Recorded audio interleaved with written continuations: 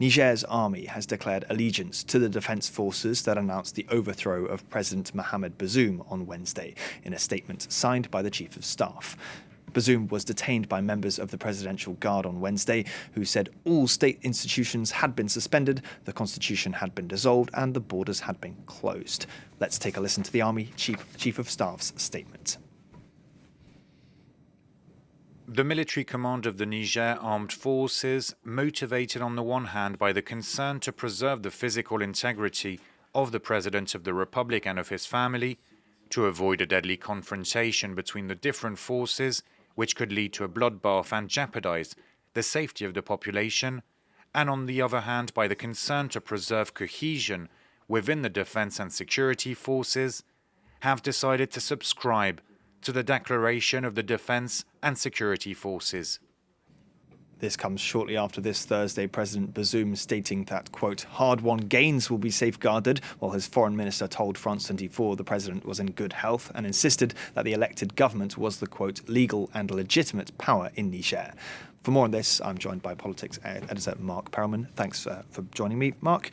So with the army now allying with the Presidential Guard and the Foreign Minister and the President calling for people to resist this coup, well, are those calls for resistance likely to succeed now the armies come together with the Guard? Well, this answers one of the key questions hanging over the situation because the coup was seemingly started by the Presidential Guard, which is a small unit, 1,500 members or so on. And so the assumption was that maybe they were unhappy about their pay, about their chief maybe being about to be replaced. Already yesterday night on television, you had different circles of the security members. You had special forces, you had a member of the army, a member of the Presidential Guard, but still, everyone was wondering, what will the army and its chief say? Well, now we have that answer.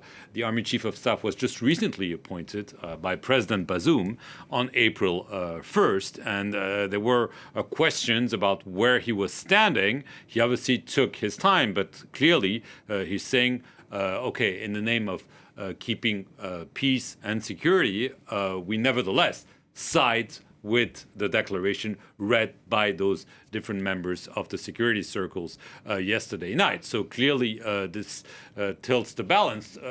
What could still be in play is whether the army will follow what he just came out with in terms of the statement, but this could indeed be a game changer and tilt the balance in this still very uncertain, unusual coup attempt we're witnessing in Niger.